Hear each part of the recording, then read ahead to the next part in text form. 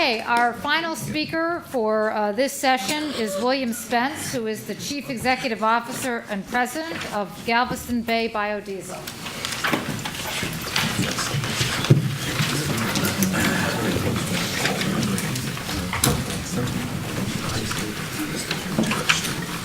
Thank you, Amy.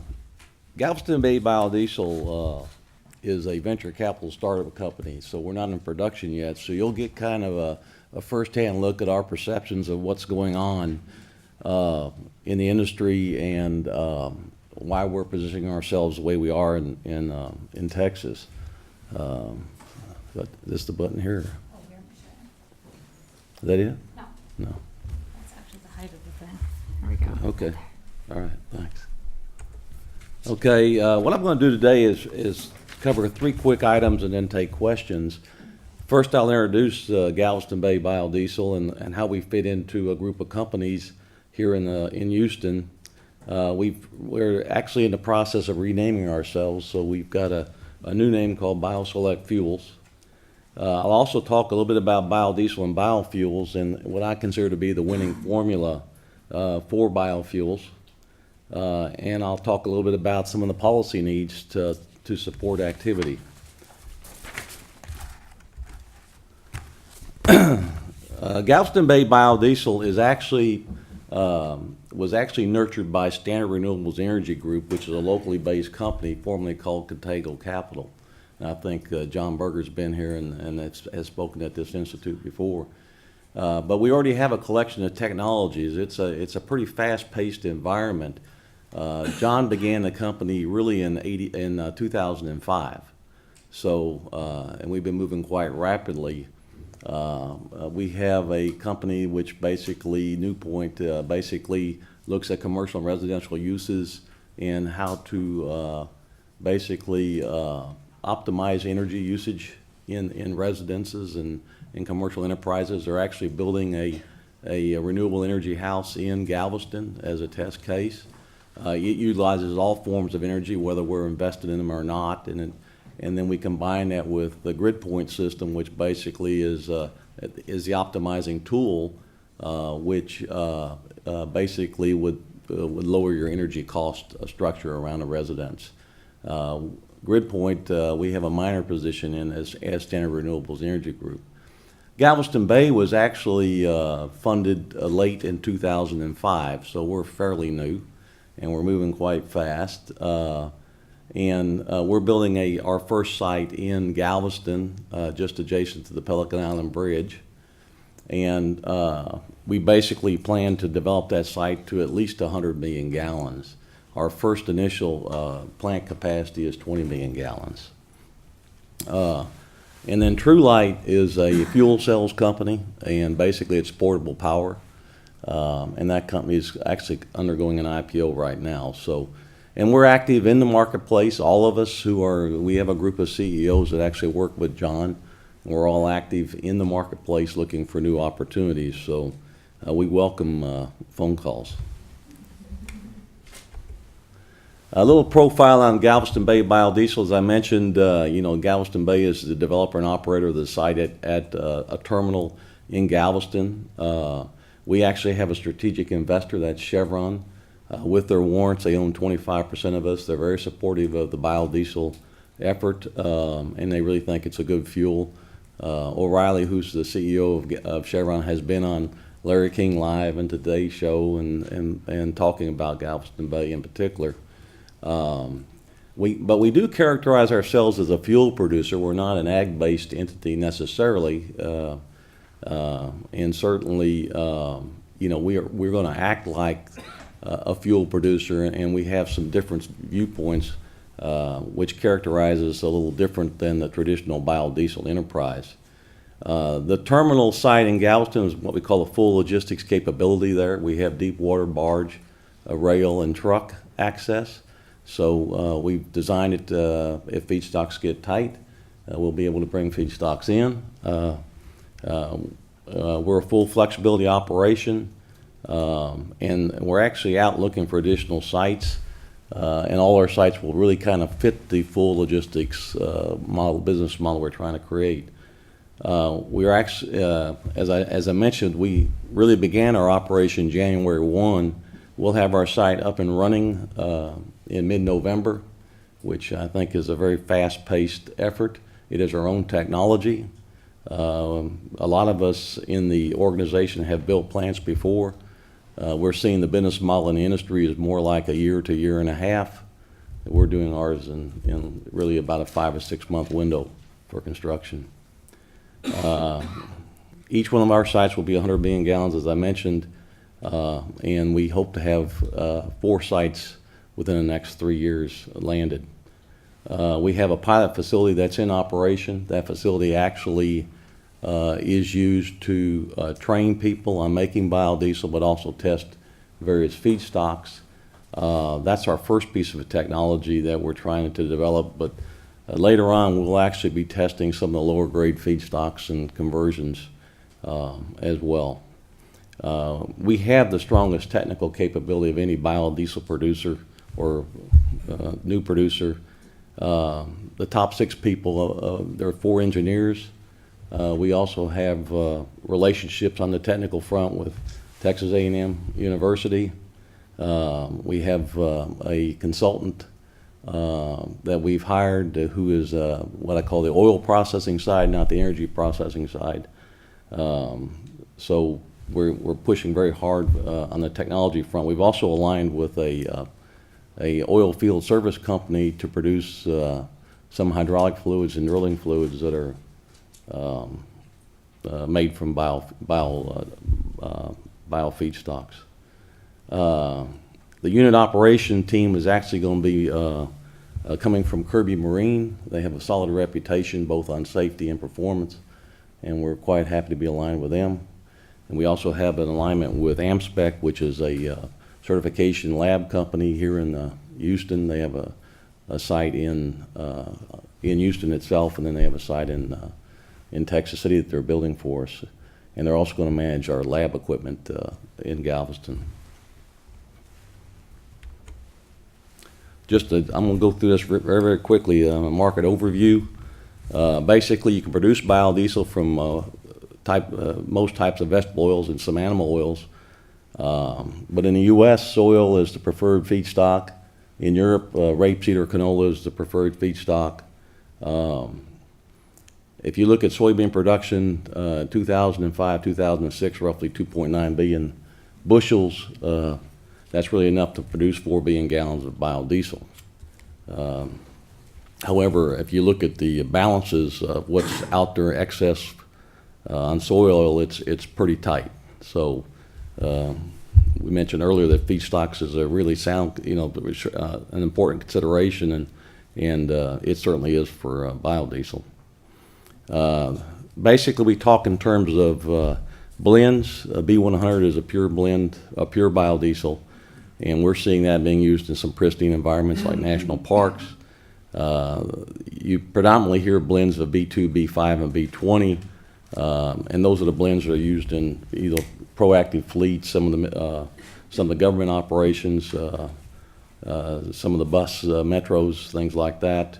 And then the lower blends tend to find their way into the typical diesel consumer user.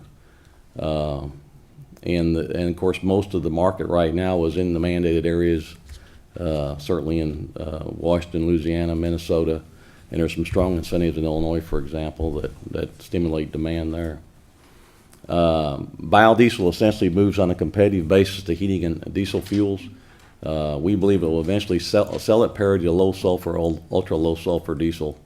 In the fuels market, biodiesel is a lubricity agent, and in combination with diesel actually helps in the sulfur removal issue related to lubricity.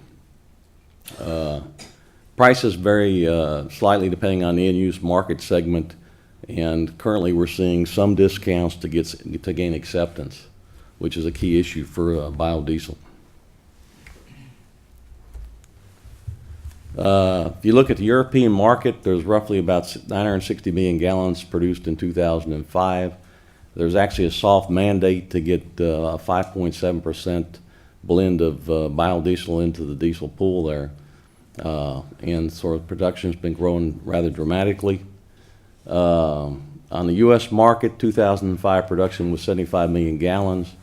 If you look at 2006, on average, it's roughly 150 million gallons, but the run rate by the end of the fourth quarter is estimated to be something like 300 million gallons. So it is a very significant growth rate, and is actually, we believe, going to have a significant impact on certainly soy, and particularly refined soy. The U.S. Department of Energy, these are estimates that they've published, basically say that biodiesel can account for about 10% of the U.S. petroleum diesel market by 2015. That's roughly 6 billion gallons, which would really put a stretch on some of the feedstock issues. A national 2% mandate alone would result in a market demand of 2 billion gallons annually. So we think there's, certainly significant penetration could occur in the marketplace for biodiesel. It's a pretty nice fuel. It doesn't have some of the complications that ethanol has in the distribution chain. On the current infrastructure, basically the average plant size is small. It's roughly 4 million gallons. Primarily been Midwest based. We're starting to see some larger plants being built on the coastlines now.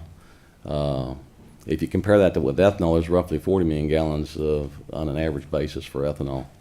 There's over 45 biodiesel plants today in the U.S., and there's a lot more planned on the books. We don't think all of them will get built. And there's certainly a large group of distributors and certainly a large number of retail pumps. Most of these are in the Midwest area.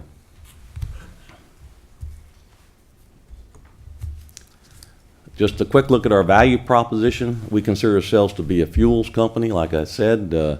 So we look to biodiesel as a fungible fuel that competes effectively in the heating oil and traditional high-growth diesel markets. We want to achieve a high-growth leadership position in that business. We're developing low-cost logistic platforms. And we have a focus on fuel quality and assurance, which is very, very strong. And that has been an issue in biodiesel, by the way. With the smaller producers, we're seeing some quality issues in the marketplace. We want to be fully feed flexible. That means we'll choose the lowest cost grade of vegetable oil to maximize profit. And we have a pilot plant tested process. And we'll use the pilot plant to test the different feedstocks. One of the issues you have in running vegetable oils through a biodiesel plant is it basically does not, each vegetable oil you run does not make the same quality of diesel. There are flow characteristics and cold flow properties and things like that change, and that is a problem. So that's why the U.S. has landed soy. That's why Europe has landed canola as the primary feedstocks. And we hope to do some work on technology to see if we can kind of stabilize the output of a plant regardless of the feedstock that you run. As I mentioned, our site's transportation advantaged. We also want to build large facilities, significant economies of scale. We think that the plant cost structures here on the Gulf Coast could be as much as 75 cents per gallon better than plant cost structures in the Midwest for a lot of reasons.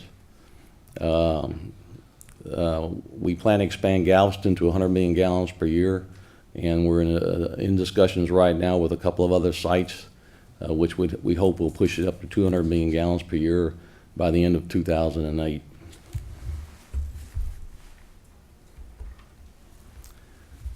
Now, this is our view of what the winning formula is for biofuels. I'm sure there's some concerns. There'll be some concerns as I raise these flags. But we really believe there is really not a silver bullet alternative to traditional fuel. We see biofuels as being a partner in the traditional fuels arena. So we see it needs to be compatible as an extender to traditional fossil fuels.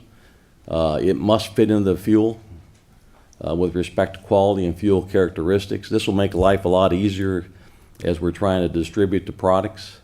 And ethanol, if you look at ethanol, for example, there's a high cost associated with distributing ethanol in the United States. Some of the problems that were talked about in shortages in Texas were related to some of the distribution system costs. It's actually taxing the railroad infrastructure in the United States today. Delivery of tank cars that would carry methanol, basically, if you'd have to contract a day for a car that we get a year from now. So we're seeing an extreme shortage of rail cars, and it's certainly taxing the infrastructure on the rail system. Biodiesel, I'll make some comments on biodiesel. That's why we're investing in it. But biodiesel blends easy into diesel fuels.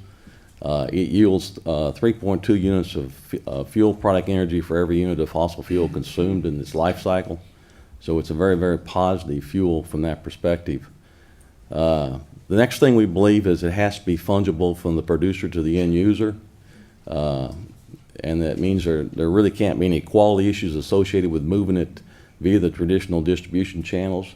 One of the reasons why ethanol is not moved in traditional channels is it picks up water in the process, and that's detrimental to putting it into a car engine.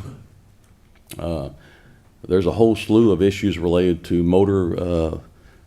motorboats, engines, who have just recently put their first fill of ethanol in tanks, rubber seals, that kind of thing, fuel pumps, issues like that.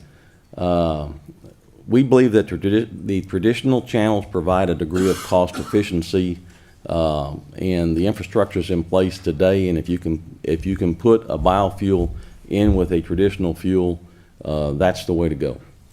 And an example in the biodiesel arena now is that we're actually undergoing some acceptability tests in a major pipeline. This is actually the second test, and the test results really look good.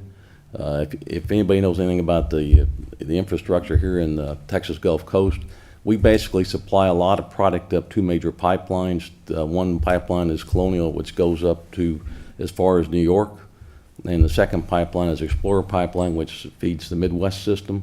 And if we can put biodiesel in with diesel in those systems, the actual transportation cost, as an example, from Houston to New York is about 3.5 cents per gallon.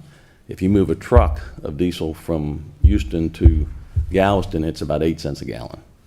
So you see the advantage of having a large infrastructure to support movement.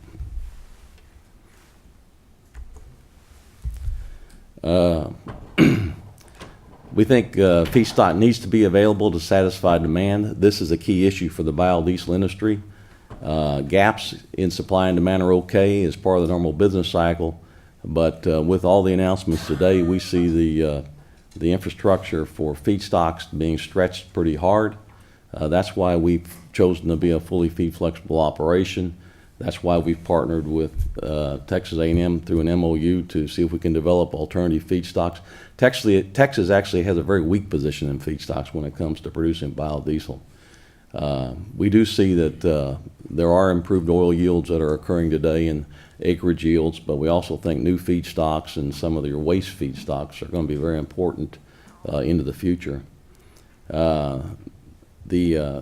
I mentioned before, the preferred feedstock for biodiesel in the U.S. is soy, and that's basically because of flow characteristics, and that's really going to tax the amount of the tax to soy system essentially in terms of availability.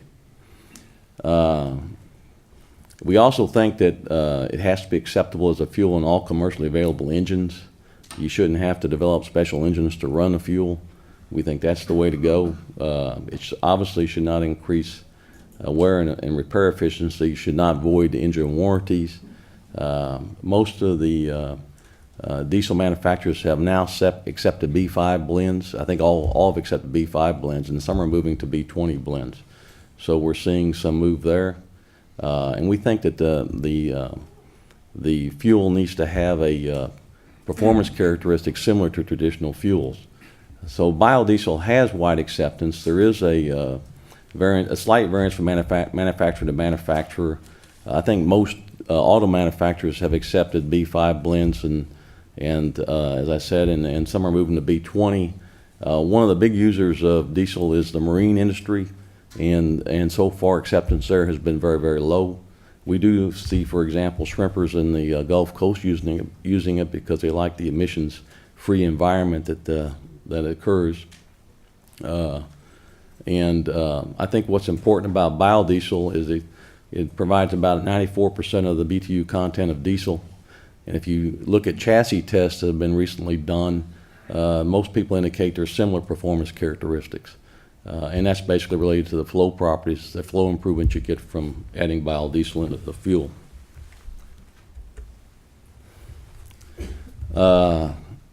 It has to be cost effective from a mature and scalable business. I characterize biodiesel today as an infant business, so it does need help. But you have to have a vision for this business growing and really surviving on its own without incentives. So we see that the business needs to move to low-cost technology in the whole value chain from what I call dirt to fuel, and also large scale and certainly lower production cost, which will require some technology shift. The output is highly dependent on traditional energy pricing, and if you look at today's prices, where heating oil's I think around $1.60 or so, it's pretty tough in the biodiesel industry today, I would guess. We're not producing yet, but typically a biodiesel producer spends about 50 cents on operating cost. That doesn't include capital recovery. That's a fully loaded operating cost structure without capital. And his feedstock today is somewhere around $2.20, I would guess, per gallon for refined feedstock. So you're at $2.70 in total cost structure. You have $1 incentive from the government to produce it, and heating oil is roughly $1.60, which is the price you get for it. So you can see it's pretty tight right now. From a value-added potential, we see that there are some byproducts that we think we can tweak and add value. We also include methyl ester in that, which is biodiesel, and that's one of the products we're working on to introduce into the hydraulic fluid arena, where we could obtain prices that would not require incentive to be profitable. We also think that improving the environment is important. Biofuels provide a life cycle improvement in emissions, and often because it's an oxygenate, in many cases it impacts positively the tailpipe emission issue. If you look at biodiesel on a full life cycle basis, net CO2 emissions are 78% down compared to petroleum diesel. And I've listed some other life cycle emissions here. Particulate matter is to me very important, because the particulates coming out of diesel often contain carcinogens, and so we think it's very, very important in terms of its emission value. There has been some issue with NOx issues related to biodiesel. Some of the odor tests in the labs, what I call the static tests, basically indicate that biodiesel increases NOx. Some of the most recent chassis tests indicated that if you're running volumes at 20% or less in the traditional diesel mix, that basically it's neutral. And in fact, the CARB has taken, California Air Resources Board has taken that position here recently. Just a quick hit on policy considerations. As I said, we're in the infant stage in the biodiesel arena, in other biofuels as well, and certainly incentives are needed to initiate and jumpstart the technology effort and the production efforts using renewable feedstocks and oils. From an ag perspective, we see feedstocks as being very critical, and there needs to be a lot of work in this area. We think there needs to be incentives for alternative feedstocks, genetically modified feedstocks to increase yields, etc. And I would include waste oils in this as well. And certainly there's open land, which is not currently being planted, but had been in agricultural use, and there ought to be incentives to bring that land out, make it productive. From an environmental standpoint, we think that environmental improvement must be a constant in any policy. It must be a coherent policy based on science. We see a need for a well-understood life cycle emission benefit assessment of biofuels, because we think they're very positive compared to traditional fuels. biofuels themselves, we think we need to maintain the incentives. The incentive for biodiesel actually is expiring next year, and there's certainly some effort in the government today to renew those incentives. We also think mandates can be very effective in overcoming acceptance issues. Louisiana just went to a 2% mandate based on achieving a certain production capability. Other states have also issued mandates, and that's where you see your highest acceptance today. But we also think that any incentives ought to foster cost-effective production platforms, so we seek the lowest cost solution for the production of biofuels. Engine manufacturers and producers must work together. We think that's an absolute necessity, and we need to lead the policy together. Also, there's a need for defined quality standards and assurance requirements. The fuels industry grew up basically with tremendous quality control effort on their products for a lot of reasons, probably most of which are related to engine warranty issues and whatnot. And in the biodiesel arena, we have seen some biodiesel appear in the marketplace that has caused some problems and has actually voided some warranties with respect to some diesel engines. We're designing our facility to look more like a chemical plant or a petroleum refining operation, and we're putting quality assurance at the highest in terms of the highest achievement goal. So, and I think the other thing is that we need to foster or steward traditional user and low-cost distribution systems. There's a tremendous infrastructure for moving fuels in the United States, and we ought to leverage that system to keep consumer costs down. So with that, thank you.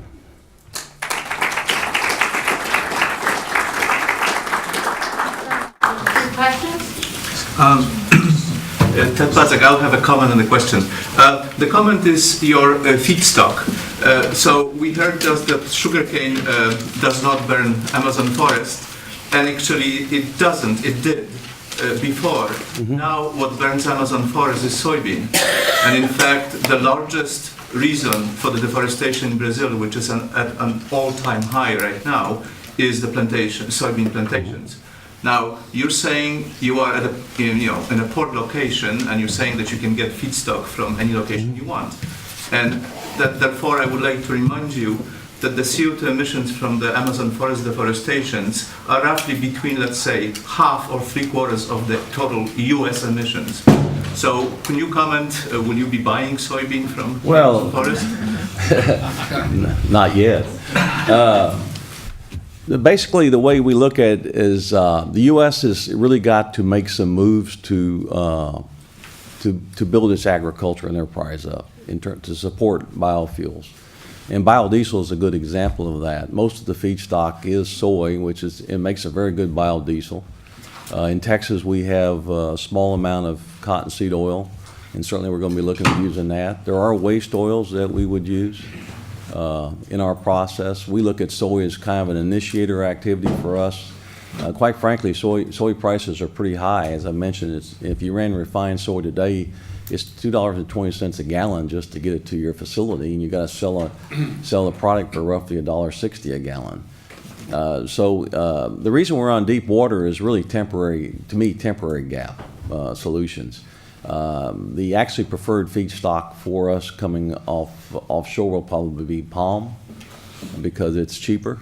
Soy and palm are about probably 40 to 50 cents a gallon difference on price. And palm, what they call palmoline, actually makes a pretty good product. Palm is essentially from the same. Yeah, I do know that Brazil has got a very active program to start exporting soy oil to support some of the operations.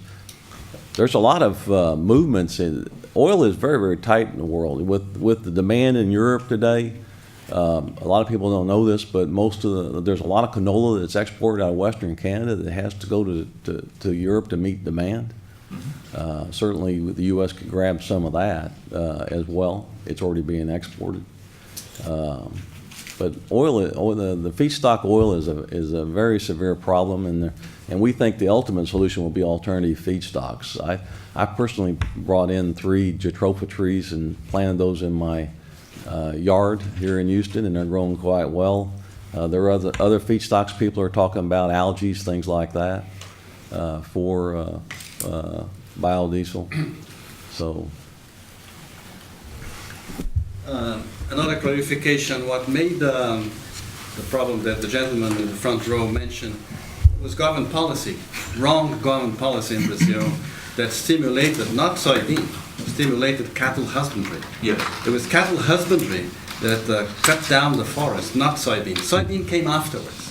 But that's the clarification for the audience. Yes, but the forest remains cut right now. Yeah, well, it's not the point.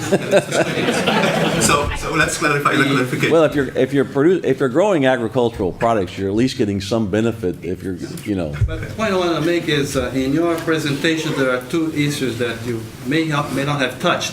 One is negative and the other one is positive. The negative one is that the issue of oxidation stability of the biodiesel, which you may want to address. And the other one, which is positive, is that the hike in cetane that biodiesel brings to the diesel blend. Yeah. In terms of stability, we actually are going to have a pretty strong technical effort to help improve that. There are stability agents you can add, and a lot of people are doing that in some of the areas. But quite frankly, if the time to market is minimized and the time to use is minimized, and you do it in contained systems, it's a fairly stable product, almost as stable as diesel, really. In terms of cetane, most of your biofuels are in the 50+ cetane range, whereas your traditional diesel's around 48 or so, or even less. So, question? I'm sorry, I just wanted to be sure that we don't leave the audience with the impression that tropical agriculture is a greenhouse gas sink. There are some really great opportunities in tropical agriculture for creating greenhouse gas sinks, but tropical agriculture is currently a greenhouse gas source. And I think there are some really great organisms we can look at. You mentioned jatropha. There are some algae options that do create greenhouse gas sinks, as well as some land use practices. I just wanted to clarify that. Tropical agriculture is not a greenhouse gas sink. Okay, and with that, we've been a very patient and attentive audience. I think we need a little break. Let's try to keep it short and go behind schedule.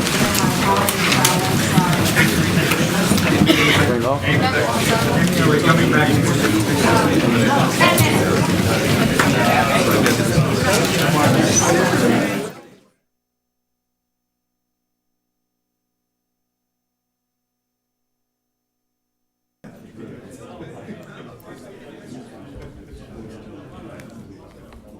Okay, we're going to try to get closer back on schedule.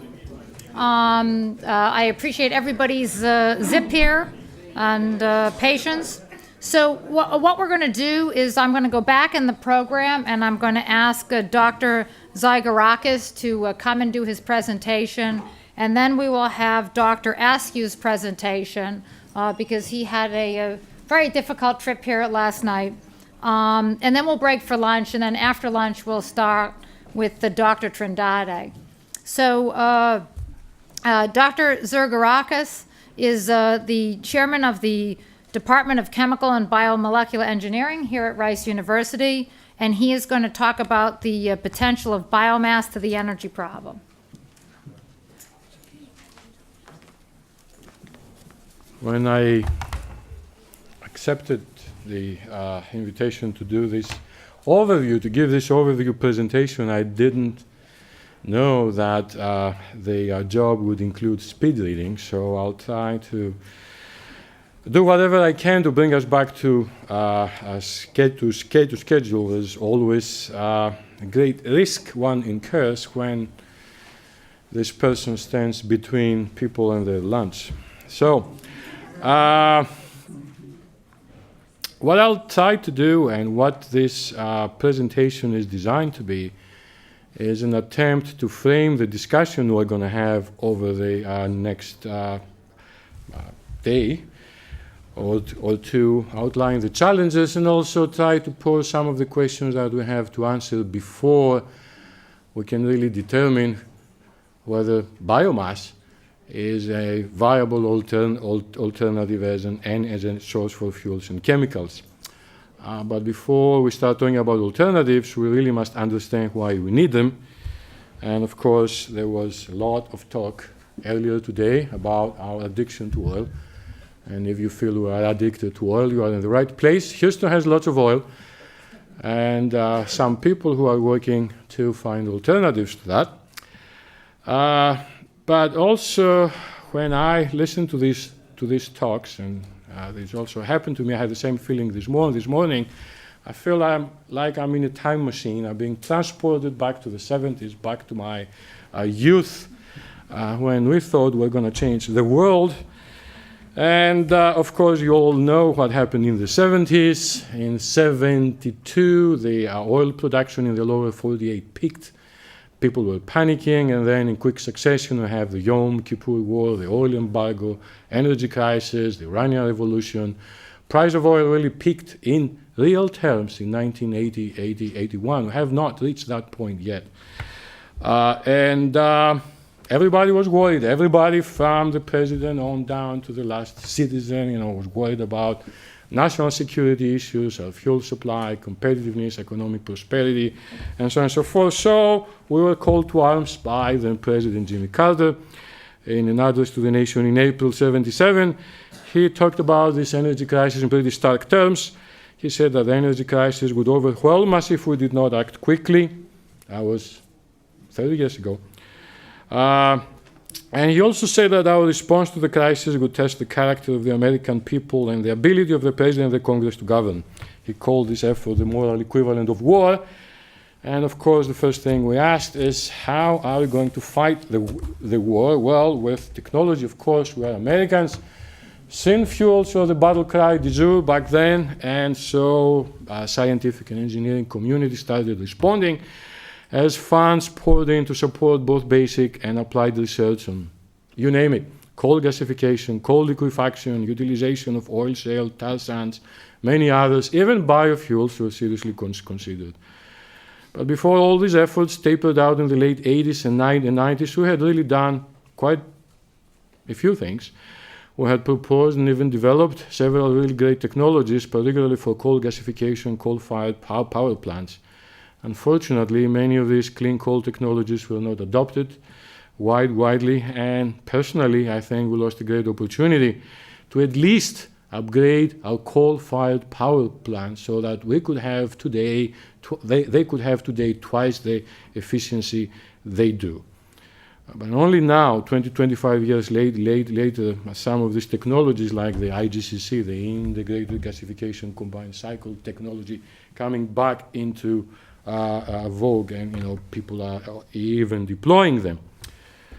But history repeats itself, and we must be careful not to repeat the mistakes of the past, because again today we find ourselves worrying about instability in the Middle East, but also not just in the Persian Gulf region. There are some other oil-producing countries that have issues, problems. Again, are concerned about our fuel supply, and it's even worse now than it was back then. Our percentage of imported oil, we had all these grim statistics, been steadily increasing since 85. It's now 60%, and it's even going to go higher. The oil imports also affect our economy. People have estimated that our dependence on foreign oil has resulted in the transfer of more than $1.16 trillion to oil-producing countries. This is $1 trillion, okay? That's a lot of money. And this transfer will continue if we don't do something. So we went full circle from malaise to addiction. In his 2006 State of the Union address, President Bush stated that we need affordable energy to be economically competitive, and that we are addicted to oil. I suppose addiction is bad, probably worse than malaise, but we can talk about this. And again, technology was presented as the solution of our problems, and the President proclaimed that we are on the threshold of incredible technological advances. So I gathered here to talk about some of these promising advances, specifically the ones that deal with biomass. But before we properly evaluate the potential of biomass, we have to look at petroleum. How serious is our addiction? How did we get there? And can we get any valuable lessons from our addiction and apply them? So we'll look at the facts. I'll go through some of the numbers, but I want you to think about them in a historical perspective.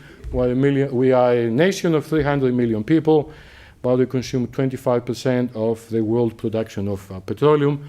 Per capita, we're consuming twice as much as the Western Europeans do, and more than 12 times as much as the average Chinese does, which, by the way, is going to change because we heard today that the Chinese are buying cars in ever-increasing numbers.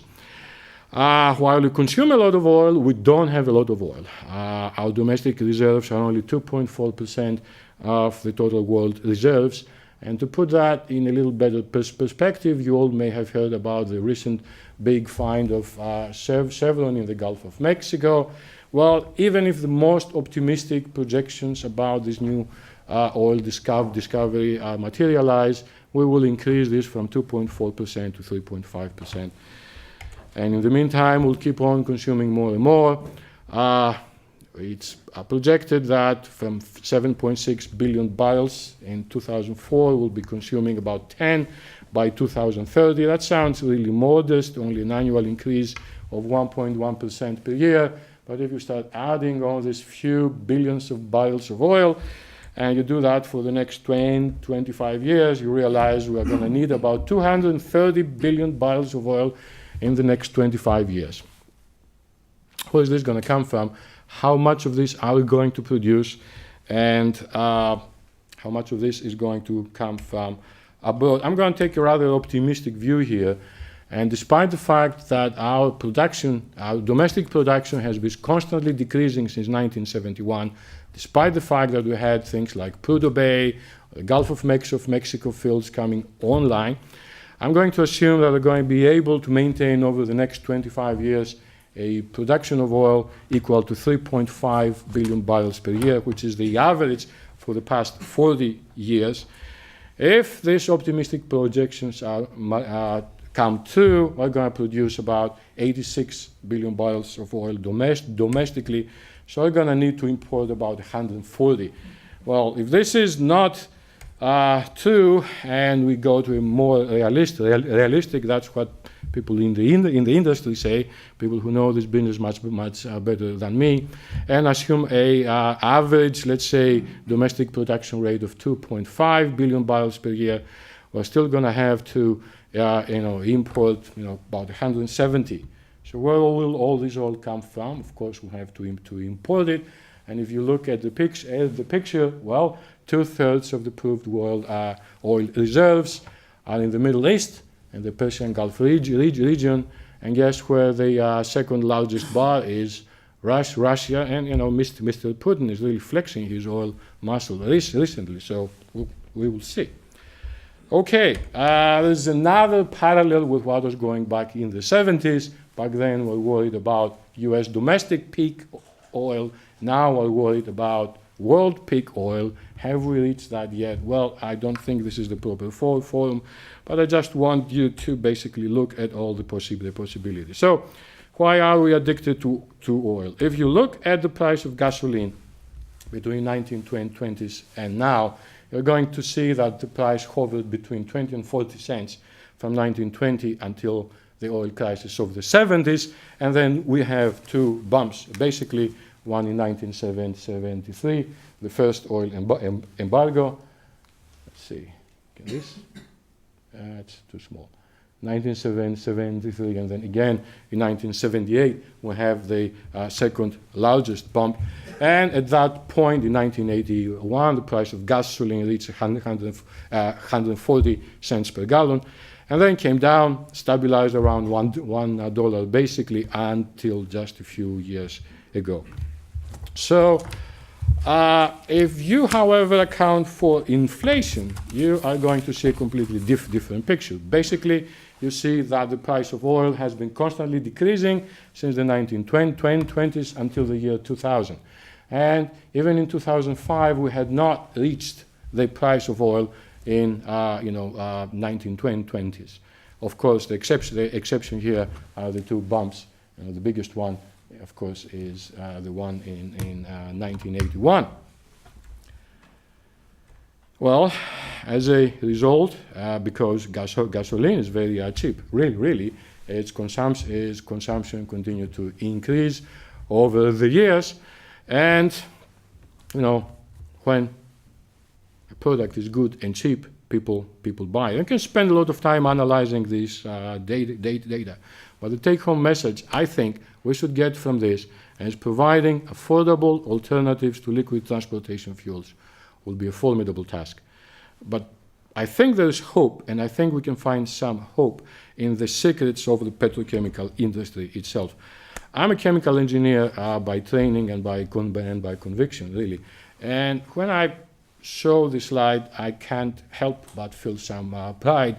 This is a very integrated and highly optimized industry. Basically, what we have succeeded in doing, every little bit of crude that gets into the refinery gets reformed and treated and alkylated and cracked and hydrotreated again until every molecule is transformed into something useful. Gasoline, diesel fuel, heating oil, jet fuel, heavy fuel, LPG, etc., etc., etc. We get 45 gallons, equivalent of 45 gallons of products for every barrel of crude. So this is really the model we should have in mind when we think about the biorefineries of the future. And the good news is that we know how to do this. We're already educating the future biorefinery engineers, the future process integrators and optimizers. But if we stayed here, and this is what we haven't really looked at earlier this morning, we'll be missing the biggest challenge I think we have. And back in the 70s and 80s, we didn't really worry too much about global warming. We didn't really worry about greenhouse gases, and we weren't thinking about how we should minimize them. And the greenhouse gases have significant economic effects. If you look at what happened to CO2 emissions from the transportation sector, it's been constantly increasing. Of course, you accept that. But what really sounds interesting to me is that now the transportation sector emits more carbon dioxide than our industrial sector. You see a big drop in the industrial sector emissions after 1979. That's a combination of two things. Industry became much more efficient in response to higher prices, but also a lot of industry has moved offshore. But at the same time, we have significant increases from the residential and the commercial sector. So the question is, how does one reverse this trend? Well, we can do with less. We can have a two-slice toaster, and we may start considering giving up our SUVs. But I think that anyone who says that consuming less energy will be the answer, I think this person oversimplifies the problem. By the same token, everyone who says that biofuels or solar is the solution also greatly oversimplifies the problem. To put it very simply, there's no silver bullet here. So back in the spring, several of my RISE colleagues got together, and we basically started talking about our energy future. What should the ideal energy future look like? And how do we get there? Very quickly, we agreed on the ideal vision. We would all like energy that's sustainable, affordable, and secure. And we also agreed that in order to build this, we need a very broad portfolio of technologies that lower carbon dioxide emissions, try to utilize renewable resources as much as possible, improve our national security by expanding domestic fuel supplies, provide affordable solutions by using integrated and optimized processes, this petrochemical industry model that I mentioned earlier. Now, sustainability is our first objective, but the driving force for sustainability is not that the world is running out of fossil fuels. To the contrary, most of us, and I think I speak for most of my colleagues, we think that fossil fuels will continue to be a major energy source for at least a decade or two. However, we need to immediately begin developing alternative energy sources for two main reasons. First, in order to mitigate the adverse environmental and economic effects of global warming caused by the rising levels of atmospheric concentrations of carbon dioxide, and second, to diversify our energy sources, preventing over-reliance on any single source and limiting the resultant vulnerability of our nation to political events that occur beyond our borders. So how do we go on looking at the implementation of this vision? Well, oil and natural gas will be part of the picture, at least for a while. But what are the other alternatives? Well, we have coal, we have nuclear, we have solar, we have wind, we have biomass, and a few more. And these are the options, these are available sources. What do we need? We need electricity, we need liquid fuels, we need chemicals. Now we can start putting the puzzle together. What gives us what? Coal, for example, gives us most of our electricity right now, but it can also give liquid fuels, chemicals. Nuclear, on the other hand, and solar and wind primarily will give us electricity. And only secondarily we can use this electricity to process some other hydrocarbon source to give us liquid fuels of chemicals. Biomass can give us liquid fuels and chemicals, and also can provide some electricity. So what is the proper mix? I mean, the only way I know how to do that is define our objectives, and then say, okay, let's go ahead and say, what are the major sources for liquid fuels, oil, biomass, and coal. Let's try basically to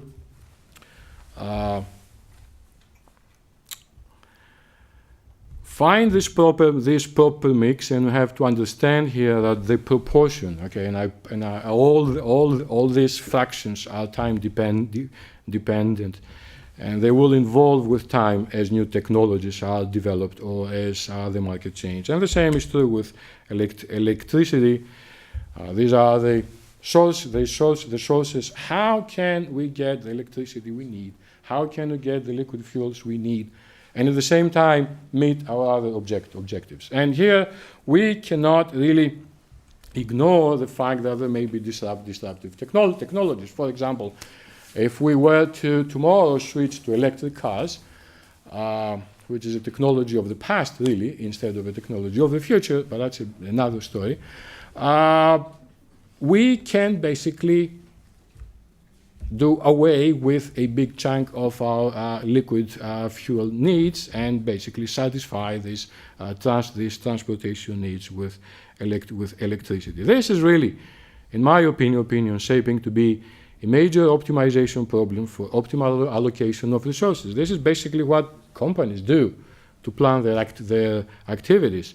We now have to just apply the same approach on a national and global level so that we can achieve our objectives of national security, decreasing our reliance on our foreign sources of energy, minimizing our carbon dioxide emissions, and so on and so forth. So how do we determine these percentages now? How do we go about this? Well, first thing we need to do is understand our system. I want to emphasize the word system here. We cannot just look at one small piece and say we found the answer. We have to look at the interactions between all these various pieces. So first we have to understand the potential advantages, disadvantages, environmental consequences, the economics of every source, and then act. Only then act, and only then establish policies. And about the economics here, I have to say one thing. It's extremely important. We want our energy to be affordable, but at the same time, these are rapidly evolving technologies, and we should be ready to reevaluate our assessment. Otherwise, we run the risk of making some big mistakes. So how does the biomass look when we apply all these criteria? So that's basically what we came here to look at, right? Can it reduce carbon dioxide emissions? How much energy can it really provide? Will it impact the environment adversely? What about the economics and so on and so forth? These, in my opinion, are the key questions we have to ask, not only about biomass, but about any other source of energy that we are contemplating. Well, when you first look at biomass, it looks like it is a big winner when it comes to carbon dioxide emissions.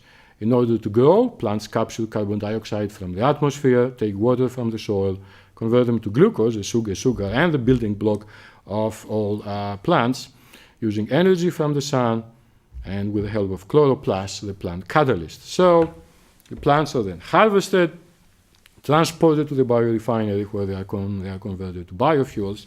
And when we burn these biofuels in our cars, basically what we do, in theory at least, is we recycle the carbon dioxide that the plants absorb from the atmosphere. So, in theory, biofuels are carbon neutral. But because biofuels are not going to completely replace the fossil fuels, we are going to need fossil fuels to grow the plants, harvest them, transport them to the biorefinery, and at the same time, we need to use fossil fuels to process the biomass and convert them to biofuels. So the question we need to ask is, do we get net reduction of carbon dioxide emissions when we use biofuels? And if yes, how big is that? Well, it's a heavily contested topic, and I'm pretty sure we're going to hear more about this. And this is a graph from a recent study. Basically, what it says is that all these studies have looked primarily at corn ethanol, and they show either a small net gain or actually some studies indicate a small net loss. Well, what is clear to me is that even if we have a net reduction of CO2 emissions from corn ethanol, this gain is going to be relatively small. So if we want a significant reduction, we have to look elsewhere. Cellulosic ethanol at this point looks more promising, but of course we need to scrutinize this technology as well, using basically a very basic detailed analysis, like people have been doing with corn ethanol. The other big question, and several of the earlier speakers touched upon that, is do we have enough biomass to produce a reasonable amount of fuels? In 2003, we used about 190 million dry tons of biomass to meet about 3% of our US energy needs. And the DOE report that was mentioned before really says that we have the potential, presumably, to get about more than 1.3 billion tons of dry biomass from forest and agricultural resources. And again, here, we're going to need a lot of technologies to achieve that. We're going to do that through increased yields, no-till cultivation methods, but also planting perennial crops on 55 million acres, switchgrass, poplar trees, etc., etc., etc. According to this scenario, a very small percentage of the biofuels is going to come from corn. And the note here is significant without affecting food prices. And we have already heard earlier today about the implications of a policy that basically brings the agricultural industry and the energy industry on a collision course. Most of this, according to the scenario, is going to come from the biochemical conversion of non-edible carbohydrates, and this is really the cellulosic ethanol, and a significant portion is going to come from thermochemical conversion of these agricultural residues. So, going back to this and trying to run some back of the envelope calculations, okay, we want to replace, let's say, 30% of 2004 gasoline consumption, because ethanol has less energy than gasoline. We're going to need about 60 billion gallons of ethanol, and then if you run some quick calculations of yields, you figure out that will need about 75 million acres to produce this amount of biomass. That's not a lot of land, and it is definitely doable. The red square here shows the 75 million acres, but I want you to pay attention to the other numbers. Our total crop land is 434 million acres. The harvested crop land is 303 million acres, which means we can basically grow this on less than the currently known harvested cropland. Actually, we can have those 75 million acres and still use only about 60% of the harvested cropland. So, you know, these back of the envelope calculations seem promising, but on the other hand, you should keep in mind that the jury is still out in terms of energy, net CO2 reductions, and so on and so forth. So, let's go back to the big picture. Let's go back to the global picture. If we do this, how much of a reduction in our CO2 emissions should we expect? Well, to keep the temperature rise below 2 degrees centigrade, our calculations, these are not very difficult to make, so that we must stabilize atmospheric CO2 concentration to 400 parts per million. I've got to do that by, let's say, 2100, by the end of the century. That means that we must limit carbon dioxide emissions in the entire century to about 480 gigatons per carbon total over 95 years or so. Well, let's try to put that into perspective. Right now, the U.S. is actually emitting about 1.7 gigatons of carbon per year. And if we follow a business as usual approach, this is going to increase to 2.7 gigatons carbon per year in 2056. Again, if you add those few gigatons per year over the next 50 years, you find out that we will emit about 250 gigatons of carbon if we continue without doing anything, without taking any measures. 250 is more than 50% of the 480 gigatons of carbon. That's the limit we must meet. To achieve this goal, the U.S., according to this scenario, should limit its emissions to 84 gigatons total. And basically, in order to do this, we must, let's say, slowly but steadily decrease our emissions to 0.64 gigatons of carbon in 2056 and about 0.2 gigatons of carbon in by the end of the century. How much of this can biomass contribute? A significant amount. If you are following this literature, it can contribute about a wedge, it's about 0.25 gigatons of carbon per year. If we follow, if the more optimistic, let's say, assessments of cellulosic ethanol and so on and so forth materialize. But even though it's a significant amount, it's only a small fraction actually of the total reduction. So we need basically to use a lot of technologies, and that goes back to what we were saying before. Our vision is based on the fact that we have to reduce our carbon dioxide emissions by a whole lot if we are going to do something meaningful. So automobile efficiency, for example, can provide another wedge, and that will require increasing our mileage not by a few percent, but doubling our current automobile mileage, which is something we can probably do with our current existing technology. And then we need even more than that. We have to adopt other technologies. We have to save on electricity, improve end-use efficiency, and we cannot do that without carbon sequestration. So that also needs to be considered. But when we make all this calculation, we should not lose sight of one very important thing. Oil gives us much more than transportation fuels. Oil gives us all the plastics we use, from the food packaging to the bottles, to fibers for our clothes and carpets and so on and so forth, plastics for our computers and entertainment devices. All the materials in the car are made from oil. We basically float on oil when we drive on our, in our cars. And this is why I think that, well, there are two options really. If you leave oil and natural gas out, we can either get this from coal or we can get this from biomass. And this is why I think that the future should really have a biorefinery industry that will take biomass and, through the intermediates we're going to talk in a moment, produce not just fuels, not just ethanol or biodiesel, but also chemicals.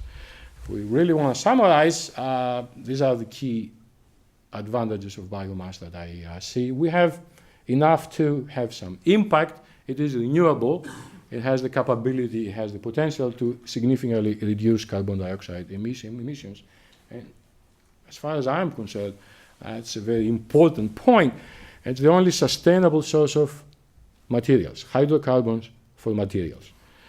In 1999, there was an NRC report published that said that the land and agricultural resources of the United States are sufficient to satisfy domestic and export demands for food, feed, and fiber, and still produce the raw materials for most bio-based industrial products. Again, we need really to avoid bringing the two major industries, the energy and agricultural, on a collision course.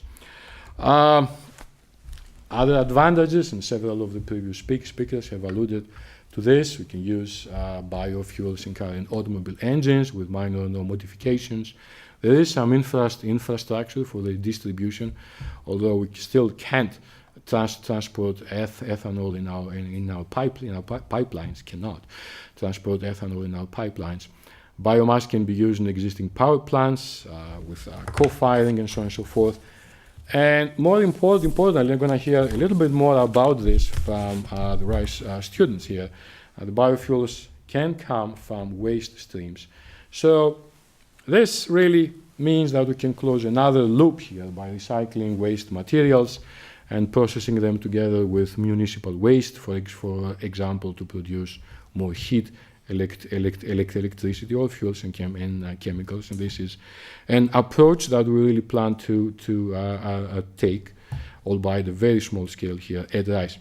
Now, I'm not trying to say that biomass does not have disadvantages. We all know about the low energy density, and I'm not really discounting the big challenges we have ahead of us. Agricultural engineers really have to tell us how we can reduce the use of water, how can we minimize the use of fertilizers, because I've been talking about CO2, but there's another gas that's much more potent greenhouse gas that is being emitted by high use of fertilizers. Water pollution can also be a big problem. So here's the challenge that I see for the rest of us. The challenge here will be to develop highly integrated processing systems that can produce bio-based chemicals and fuels safely and economically, that is, with high yields, rates, and concentrations. And the emphasis here, again, is on systems engineering, because only when we look, as I said just a minute ago, only when we look at systems and not at isolated processes, not at isolated parts, we can develop fully integrated processes that can transform all the raw materials into useful high-value products and minimize the consumption of utilities like electricity, steam, and water. This was the challenge that the petrochemical industry has met, and very, very successfully. And this is the challenge, really, that the biomass industry will have to meet if it wants to become established. An earlier speaker alluded to the issue of glycerol, which is a significant bioproduct of biodiesel, and one of my colleagues is actually going to address this issue in great detail.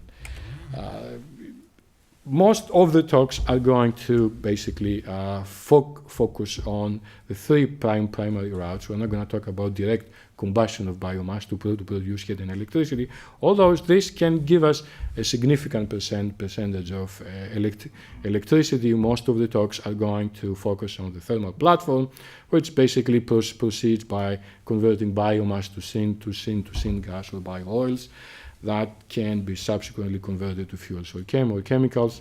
Sugar platform really works by extracting sugars from the plant biomass, using them as substrates for the production of fuels and chemicals, primarily through microbial fermentation processes. I'm going to hear a lot about this.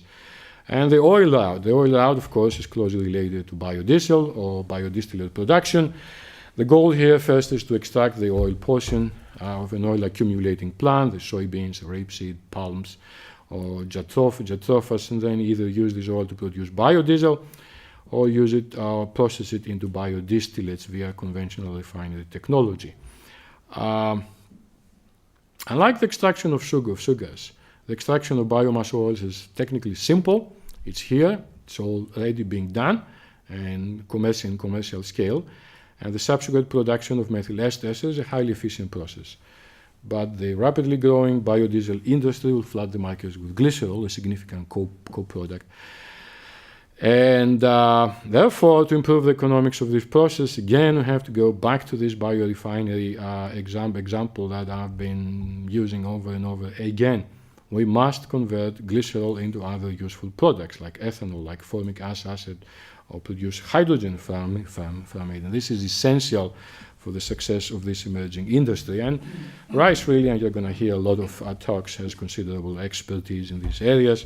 You're going to hear talks about the leadership positions we have in biobutanol, in the conversion of glycerol to useful chemicals, biodegradable polymers, proteomics, system biology, but also energy and environmental policy analysis, and catalysis reactor design and process integration, because these are the fundamental skills of engineers that can, again, be put into good use as we are trying basically to resolve all these issues, and we're trying to meet the big challenges of the biomass conversion industry.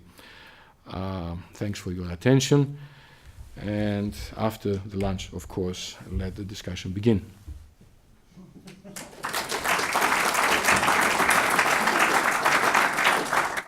Okay, do we have a few questions from the audience? No? Everybody wants to do that. There we go. Just one on the policy driver to make, CO2 mitigation was a big Okay, John. I'll take the stuff.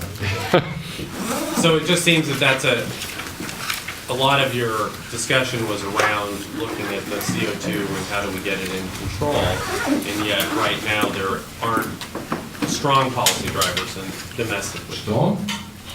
Are there weak policy drivers? Blue states, you have to focus on the blue states. Well, okay. Well, we California's had, recent effort, well, okay. We had what's going on in California,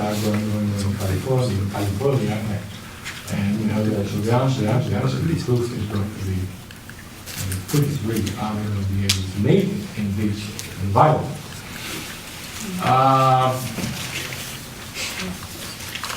I don't think we are thinking about this problem holistically. We look at isolated bits and parts of it. We think that biofuels are going to help our energy picture and are going to help our CO2 picture and so on and so forth. But how big is that contribution? And by the way, should we be doing something else in the meantime?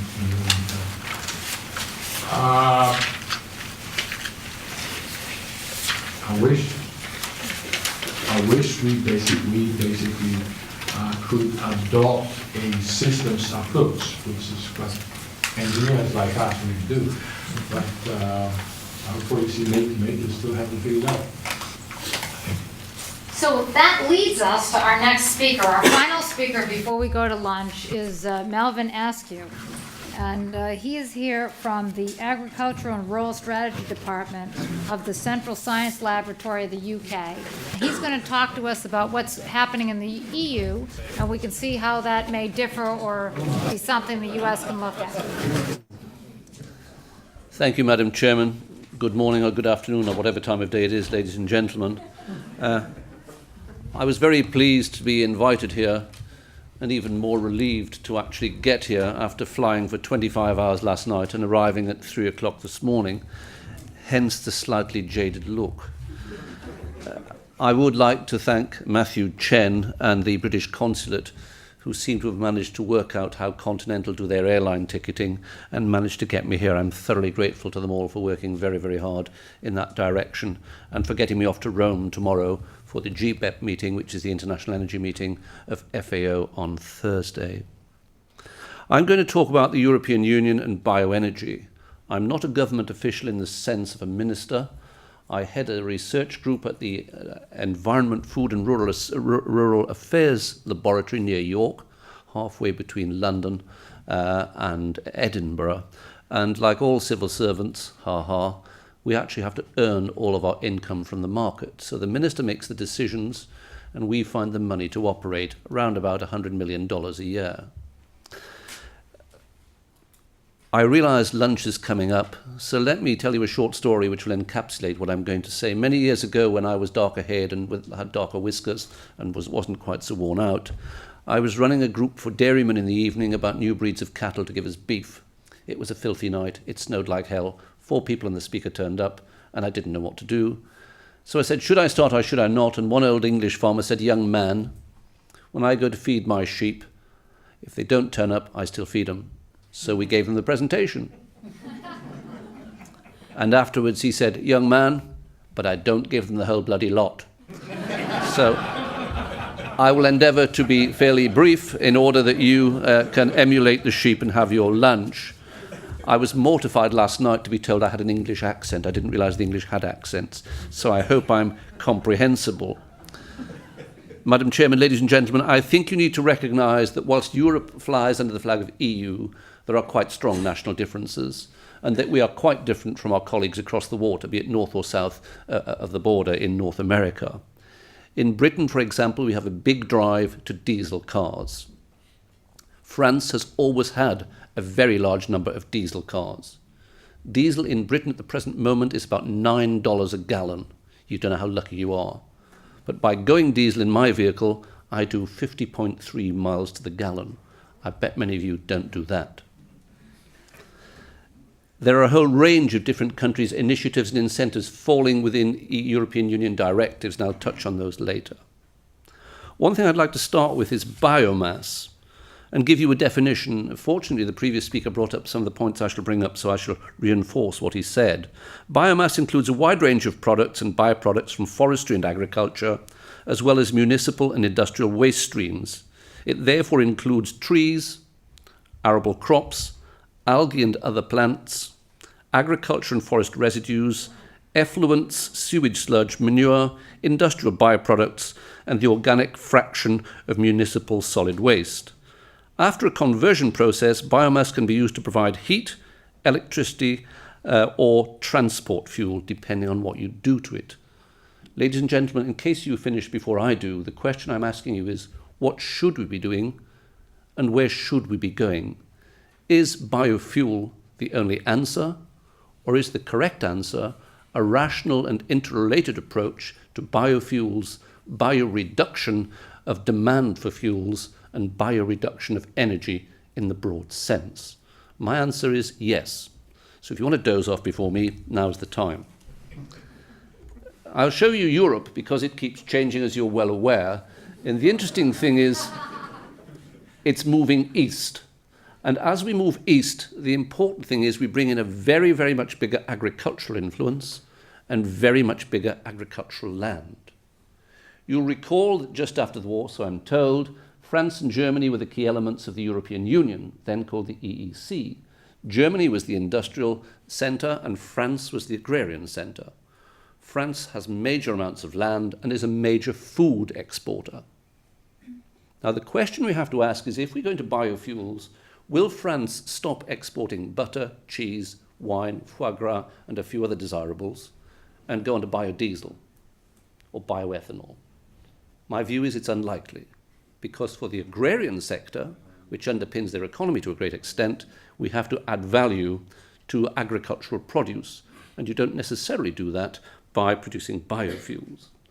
So as we go east, we bring in very large chunks of land like Poland and Romania et al., and I suspect they might produce some of the materials we require for bioresource feedstocks. They will not necessarily be biodiesel, bioethanol, or bio any other sort of fuel you might care to think of. This is the laboratory from which I work, situated just outside the ancient city of York, and I show it A, to show you where I work, and B, because there's a very key element in making progress, ladies and gentlemen, and that key element is integration horizontally of sciences. The reason we have a patent on lipstick from wheat straw is because we have lateral thinking chemists who talk to agronomists. I did ask a very pleasant lady at breakfast this morning if she knew the price of lipstick in US dollars, and she didn't. I was surprised. It's about 150,000 US dollars per metric ton. Small market but high value, which raises the question, what should we be doing with agricultural produce? I show you this next issue. This is where I'm a visiting professor, because from the work we've done across Europe, North America, and Israel, West Asia if you like, we've looked at markets for biorenewables, and we've looked at constraints. And there are two major constraints. One is nobody knows what's available. As I said to somebody here earlier today, does the metal basher in Detroit know that if he talked to the canola farmer in Saskatoon, he could get some super oils for cooling steel? I suspect not, and vice versa. And the second thing is we have a huge dearth, and I think Rice can help us here, of young people coming into the industry who can understand the needs of the farmer, the processor, the chemical engineer, and the end user. They don't have to be proficient, ladies and gentlemen, in every aspect, but they have to understand the potential. It took us 5 years fighting with a major motor company to bring in cannabis fiber to replace fiberglass, which is a huge energy demander, both in terms of its production and the weight it adds to a vehicle. And the issue was we were using polypropylene baler twine instead of sisal. But the car industry didn't know we could use sisal. And farmers didn't know they had a problem with polypropylene when they were making mouldings. Simple as that. Lack of awareness. So there's a challenge for you. And if the US government wants to put some money somewhere, give it to Rice, and let's join the MSc course I'm trying to put together at Harper Adams on biorenewables. Let's move on now to bioenergy from Europe. And like most countries, yours too, I think, from what I've heard this morning, we have a load of strategies running in parallel, but generally not cross-bridging. What's the best thing to do with trees? The caveman approach, chop them up. The like to look at them approach for tourism, biorefine them, or whatever. Perhaps if we biorefine, we should make heat, or we could make some sort of chemical that would be useful as a platform chemical. We could use lignin as a basis for aromatic chemistry. But what are we doing at the present moment? We're saying it should be lignocellulosic to replace gasoline. Ladies and gentlemen, is that wise? Probably not. There was a European white paper that came out in about 1999, so this was quite far-sighted, which said we need about 135 million tons per annum of biomass to go into energy. And by that they meant either combined heat and power, or more likely electricity. If you work that back, it's about, if you said 140 million divided by about 7, gives you, it's about 50 million acres we're talking about in the then EU 15. And that complemented photovoltaics and all of the other ways you could think of generating electricity. And that's plodding on down its own little stream quite happily, whilst in terms of biofuels, we have a number of directives, and the objective is to jack up the use of biofuels to replace both gasoline and diesel. In Britain, we have a 5% target by 2010. We use about 20 million tons of gasoline each year, so we need to find 1 million tons of that. And we use, getting towards about 19.5 actually, about 20 million tons of biodiesel per year. Now, to put it into perspective, we'd have to find 1 million tons of biodiesel from little old England or little old UK. and that's about 2.5 million hectares.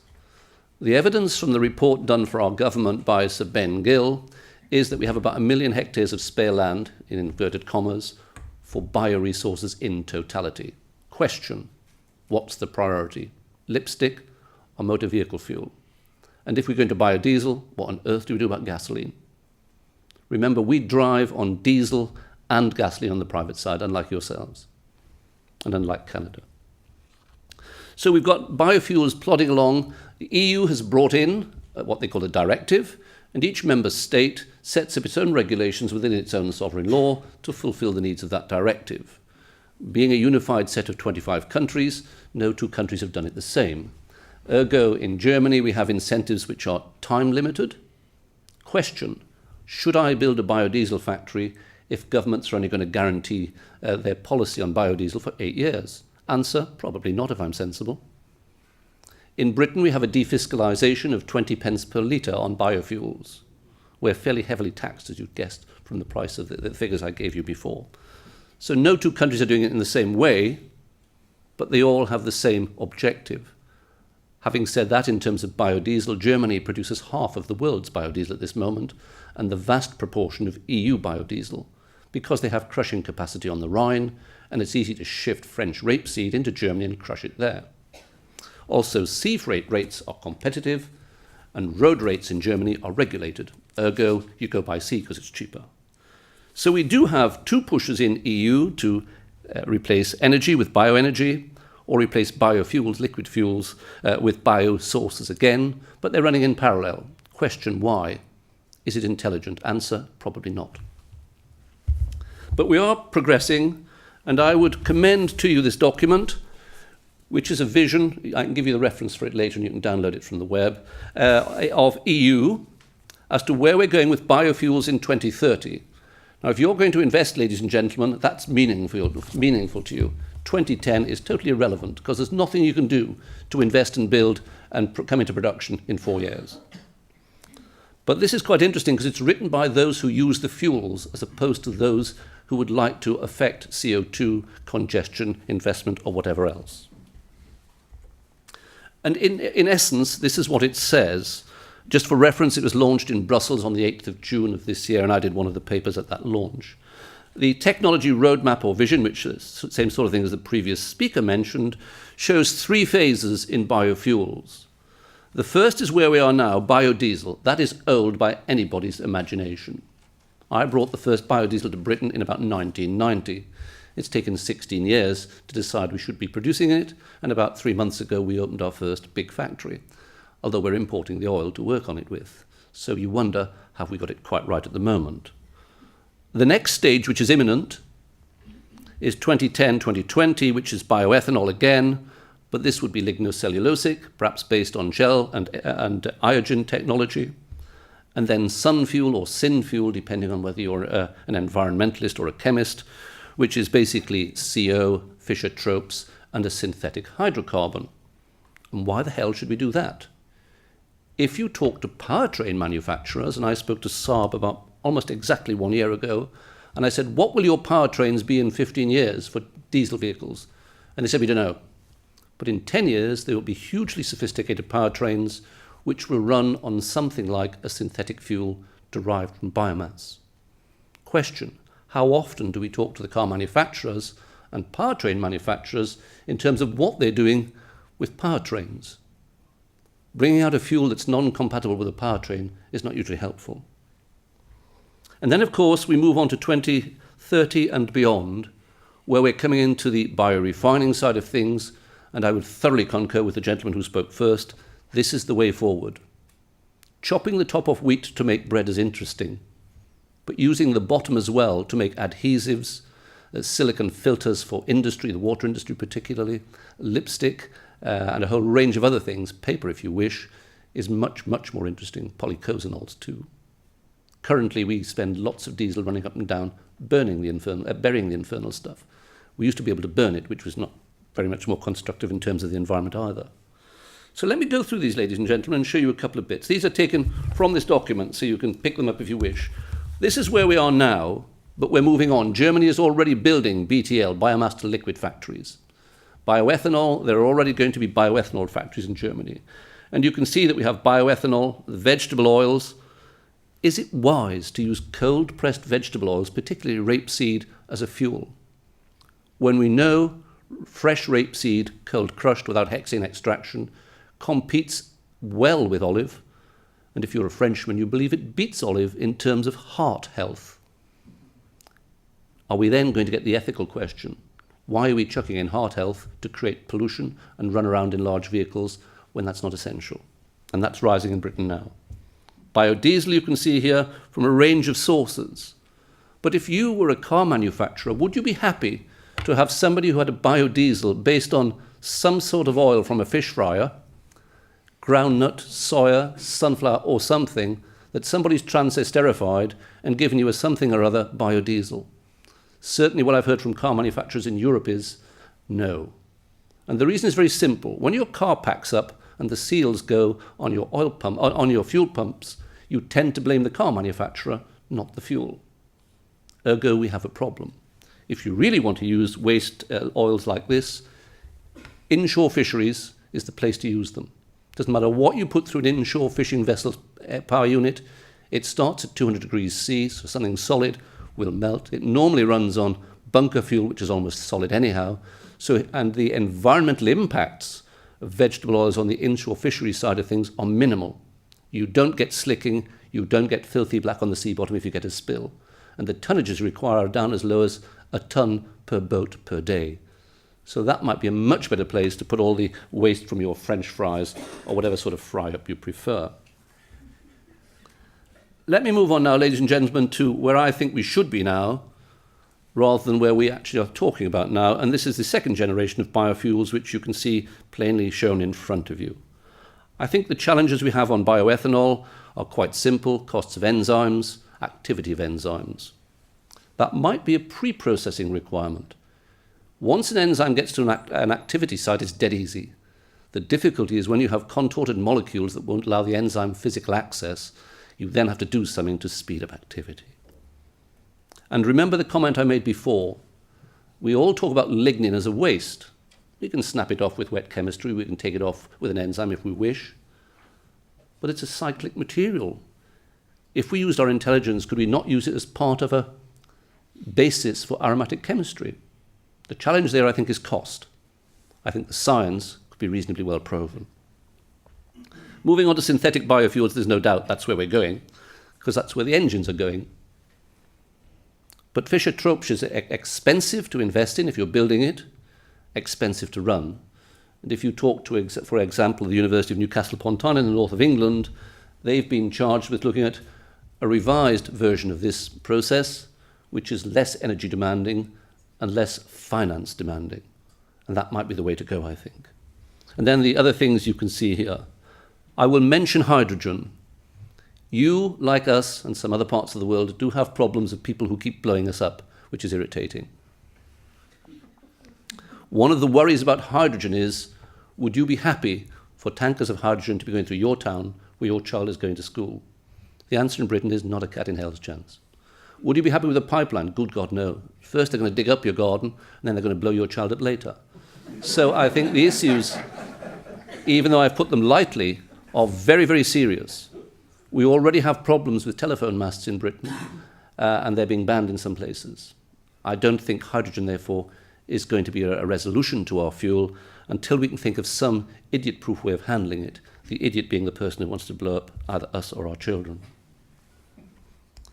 And let me move on and support what was said by the last speaker. This is a schematic overview of biorefining drawn up for a chum of mine at University of Wageningen in the Netherlands.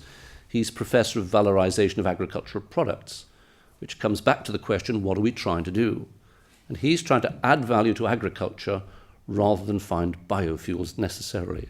And this is part of a paper that's going to come out from OECD, in fact should have come out some weeks ago, on biotechnology and the future for industry. And clearly white biotechnology, fermentation et al., is a key element, although clearly at the present moment we haven't got it properly taped. At green biotech, you have taped this side of the water, we have red taped the other side of the water. But you can see here the process, and some people think this is a fixed process. Clearly it's not, it's a concept. The process is we have a biomass of some sort. It could be urban refuse, and we have a major problem in Britain. We're running out of holes to put it into. We also have very big landfill taxes, and we also waste about 3 million tons of wood offcuts. We waste 50% of our food by weight. I suspect you might be even worse. And we waste quite a few other bits and pieces in terms of packaging. They could all be a basis for biomass, which we would do something with, probably physical, shredding, breaking up, or something like that. Then we process it in some way to get a primary product, as you can see. You're left with a nasty goo, which you do something else with, and so on ad nauseam, which is exactly how the fossil oil companies developed their business. A nasty goo, which they kept working with until at the end of the day, there was nothing left that wasn't useful. Nothing new, just a new approach. So let me go on to the point I keep making. What are we really trying to achieve? I'm fundamentally an agriculturalist looking at adding value to the rural economy through the full exploitation of plants. We include animals as plants, except we accept they're more mobile than most other plants are. And here are the points I would make as a scientist, not necessarily as a British government scientist. We have the visions for biofuel. Do they link in with where industry is going and what our political masters want in terms of mitigation of CO2 et al.? Remember, in Britain, if you look at the basket of all the polluting gases, they're going down. But if you look within that basket, everything's going down quite quickly except CO2, which is going up because of transport.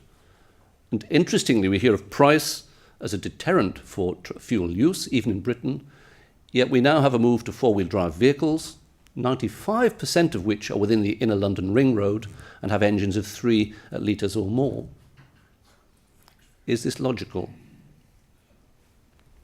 The next point, could we optimize bioresources from land-based industry to minimize additional CO2 production? I think we probably could, and I'll talk about that in a minute. Could we add value? I think I've hammered that point enough. And could we integrate the provision of public goods with bioresource production? We certainly could. When we had the foot and mouth disaster in Britain a few years ago, agriculture lost millions. Tourism lost billions. So the sooner we realize that land-based industry is there to do things other than grow things, perhaps to manage water, to manage erosion. Somebody mentioned Jatropha this morning. That started in Mali, in the Sahel, to emancipate women, because they could use engines with a fuel instead of women. And they could also have, that was quite a serious point, and they could also stabilize the land and at the same time get an oil, which in theory is toxic, but which they use as a medicine.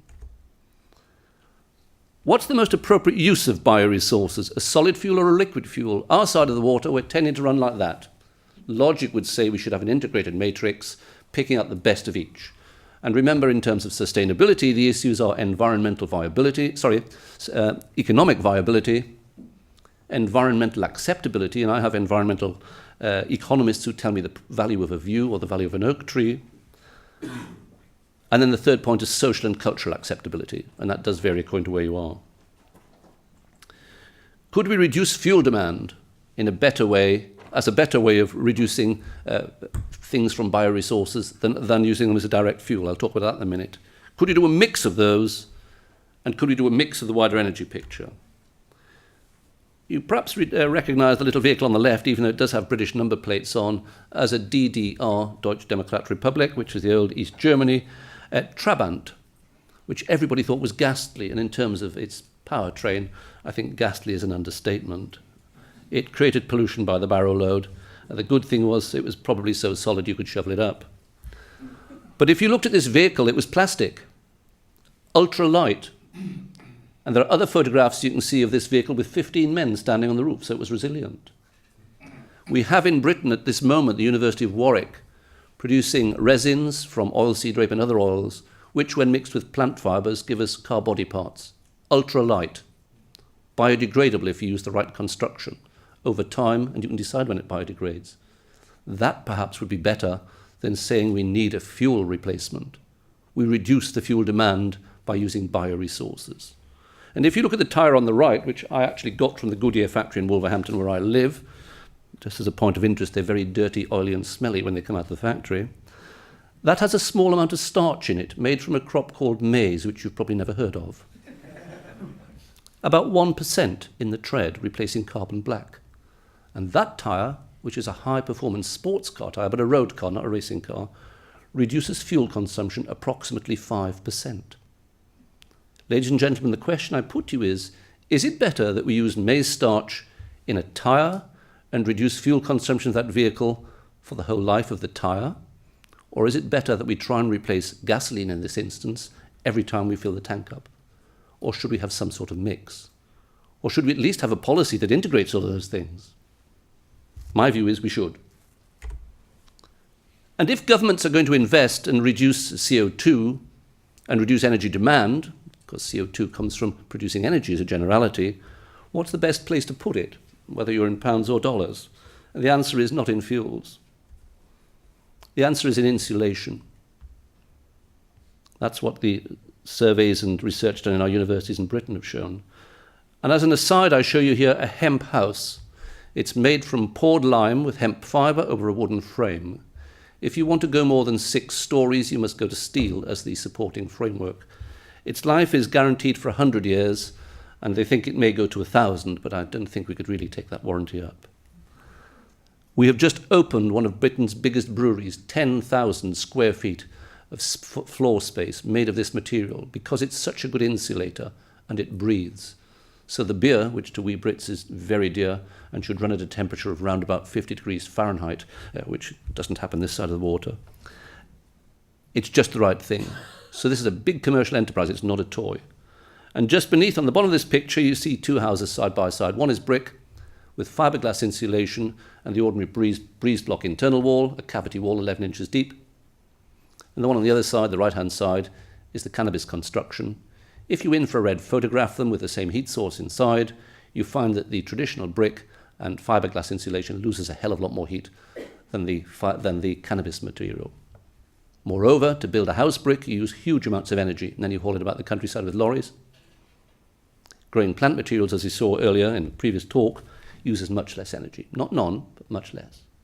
So I think the question of energy, be it liquid or solid, has to be tackled in an integrated way and looking at the whole life of what we're trying to do. Getting rid of fiberglass in Mercedes-Benz, Daimler Chrysler, and most other cars now gave you higher technical performance from a plant fiber and reduced petrol, gasoline, or diesel demand.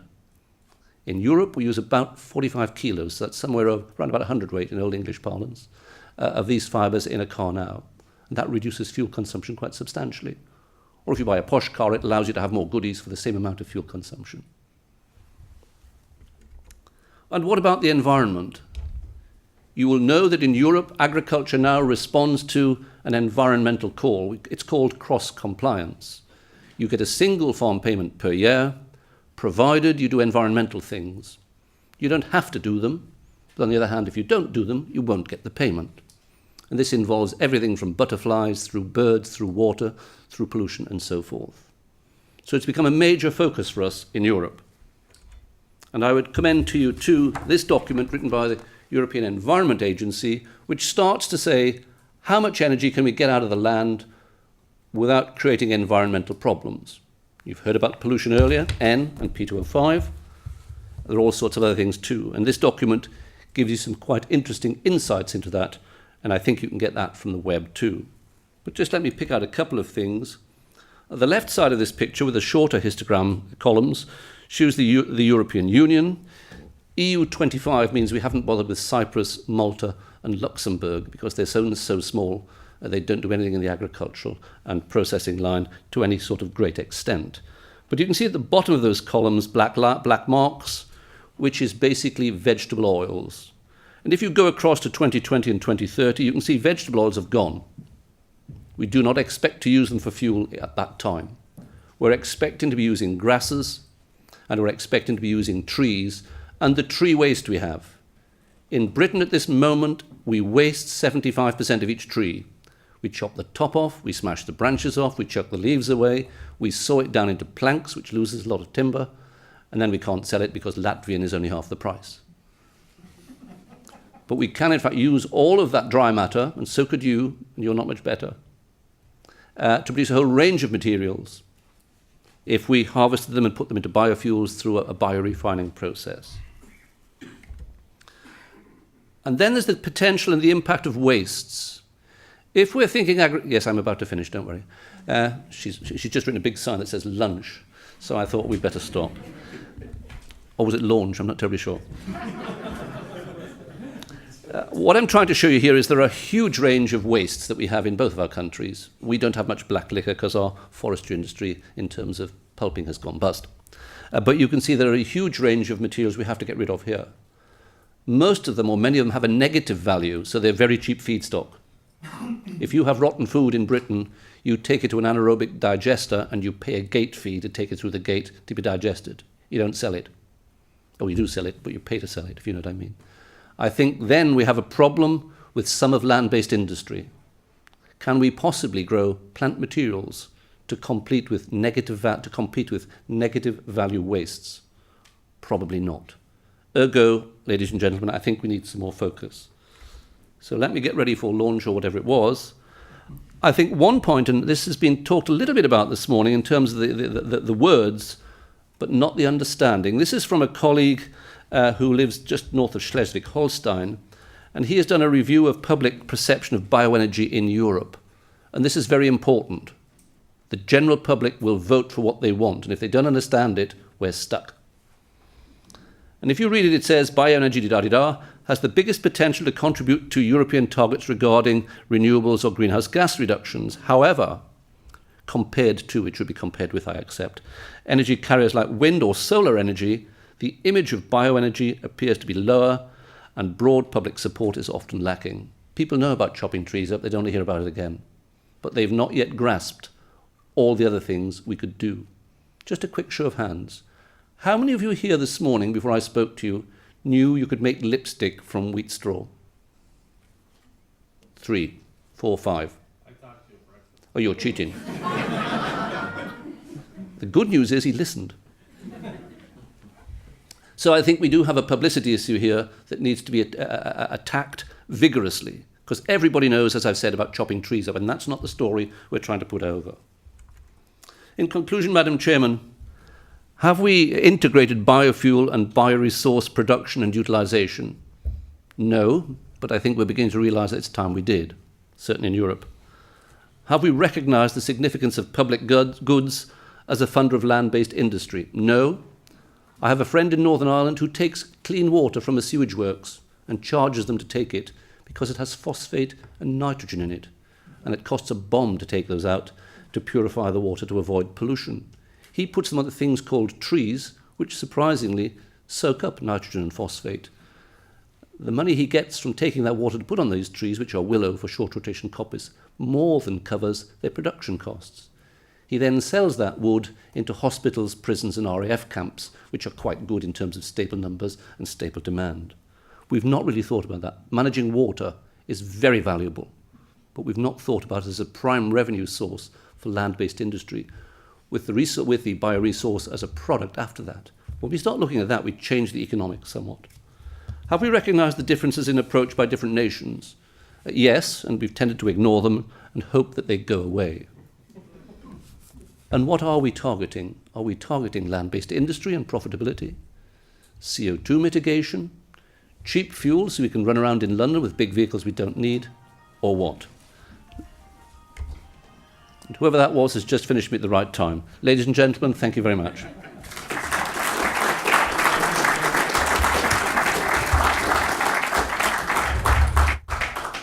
Let's take 2 questions and then we'll move on to lunch. Anybody? You and Professor Big Rock has both put a lot of emphasis on integrating the whole picture and getting, I paraphrase him, he says, so think first and then act was something, but is that not a prescription for paralysis? Or would it be better to create some incentive and let everyone act at will? If I flattened you with a truck, would you mind if 2 or 3 doctors said which bit should we do first and then put a scheme together to put you together again?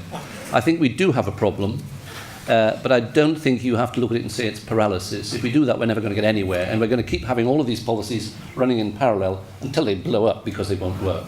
we have to integrate. And I think part of the story is awareness, and it's people like the previous speaker, myself, and perhaps yourself and others here, who have to tell some of these people, and I have to tell ministers sometimes in technical terms what they want to know, what could be done and what it means.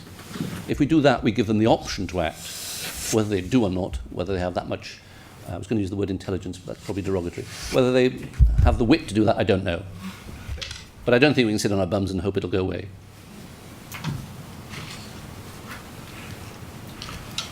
The kind of the problem that you set out of all these different ways of using things and slick, stuff that people don't think about. The thought that struck me was a society that works from the top down is not going to be able to do that very well. But a society that works from the bottom up with a lot more freedom and innovation and what have you is more likely to find these solutions and what have you. And my feeling is that France and the European Union tends to be more top-down, and in the United States tends to be more bottom-up and a little bit freer in their economies. I'm not sure I'd agree with that. I mean, we went through the Enhanced project, which the Commission funded, rightly in my view. We looked at rapeseed meal, which currently, when you squeeze rapeseed, you get the oil, obviously, and the residue, which is quite an interesting mix of molecules, we shuffle into ruminants for reasons I don't quite understand, other than the Americans once embargoed soya. It's a protein source.